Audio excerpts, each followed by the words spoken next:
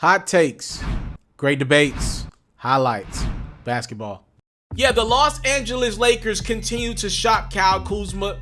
They're looking for the perfect deal out there. We know about the reported talks over the last few weeks between the Lakers and the Sacramento Kings. The Kings want Kuzma. They wanted to go Bogdanovich for Kuzma. We know about the talks with the Lakers and the Knicks. The Lakers wanted, they want Marcus Morris. Will they be willing to give up Kyle Kuzma for Morris? It's up in the air.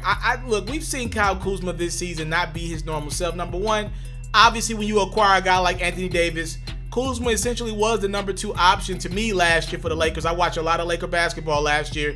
And, Brandon Ingram had great nights, but sometimes he had nights where he was irrelevant. Lonzo Ball had great nights, but sometimes he had nights where he was irrelevant.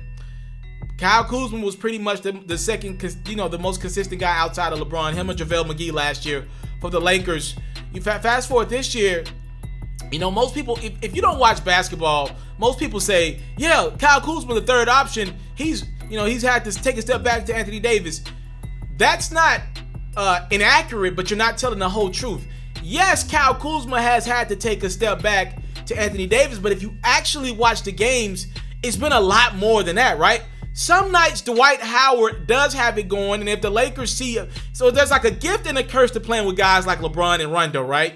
If they see a mismatch, not even if it's not their mismatch, they're going to utilize that mismatch.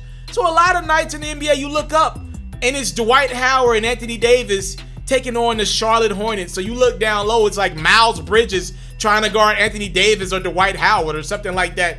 So a lot of nights, it's not just AD being the second option behind LeBron. Some nights, watch the games. It's all there. Some nights, Dwight Howard is the third option behind LeBron and AD. Some nights, KCP is getting a rock a lot of nights. Sometimes other guys will step up. JaVale McGee's getting a rock. Sometimes Kyle Kuzma can look up, and he's not Alex Caruso has gotten his moments. Rondo has had the rock in his hand. Sometimes Kuzma can look up, and he's like, it's not that I'm not the first option or the second option on this Lakers team. I'm like the 5th or 6th option. Now, I know I'm better than that, but again, Kyle Kuzma is a skinny dude. He doesn't necessarily have the mismatch most nights, more times than not. So until he, frames out a little bit more and finds his game a little more and consistently finds some go-to moves, some nights Kyle Kuzma just don't got the mismatch, and it leaves him out of the loop. And I think he struggled this season a lot. He came into the season injured. I think that didn't help. Obviously, it's like when you're the new student at a school, right? You come in midway through the year, or you come in like in November, December after the school year's already started. You're always playing catch up. You never feel like you've been there with everybody from the beginning of the school year. And I think that's with Kuzma. Though he's been on that Laker team the last couple years, his entire career, that's a whole new group in there pretty much. His friends, Lonzo, B.I., Josh Hart, all those young guys gone. They're going to New Orleans. Look around, Quinn Cook. All these guys are new for the most part. So he pretty much missed a lot of time with that foot injury. And I think this season, you see the yellow hair from Kuzma. He's dating the IG chicks. I think this has just been a very different year for Kuzma. And I don't like the Lakers consistently putting this dude's name in trade rumors. He was the only guy to last past the Anthony Davis trade rumors from last year around this time, right? And now look up again. He's right back in the mix. And when he had minutes and when he had starter minutes, when AD was out a couple weeks ago, he produced. I just think, you should pull back on Kyle Kuzma at the deadline. I think he's a piece that could really be valuable in the playoffs. Marcus Morris is better than Kyle Kuzma right now. But I've said this in my previous video. If I'm the Lakers, you got to be thinking long term. I know you want to go right now win. But, okay, so let me rephrase that, right?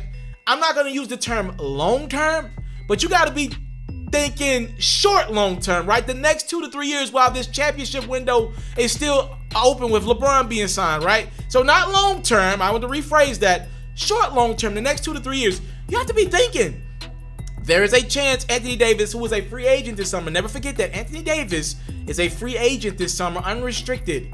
He can go anywhere. You have to think in the back of your mind, what if AD doesn't re-sign with us? What if we lose in the second round? It's unlikely, but let's say what if the Clippers low manage Kawhi and PG the rest of the way, which we think they'll do? They've shown us they don't care about seeding like that. What if they fall to the 4 seed? This is possible. You know what that would mean? If the Clippers fall to the 4 seed, the Lakers would then take on the Clippers in the second round of the playoffs. I love my Lakers team, one of my favorite Lakers teams to watch in my entire life. I want to be clear with you guys. I still think the Clippers will win in a 7-game series with the Lakers. I'm hoping my Lakers dodge the Clippers in the playoffs. So all I'm saying is, I think you need to be careful with the Kyle Kuzma trade talks and destroy this young man's confidence. He's already, teetering with the blonde hair. He's screaming out, see me, love me, like me. He's screaming at you, I want some attention with the gold hair, the Chris Brown like gold hair. And I just kind of, the youngest nowadays, my generation, Kuzma's around my age. A lot of the youngest around me, I got an old soul. A lot of the youngest around me, they really need to be coddled. You know what I mean? They really need to be loved and feel wanted all the time. I want to be careful how I treat Kuzma. I would not trade Kyle Kuzma at the deadline. I will hold on to this young fella in attempts to see what he's about. And he might need to be a trade asset if you lose AD this summer in free agency. You into sports, we got you. NFL news, I got you. NBA news, NBA highlights, NBA full coverage, feature stories, all that great stuff, I got you. We even got a little bit of Madden and 2K mixed in. Subscribe to this platform, and I got you. More quality content on the way. Subscribe.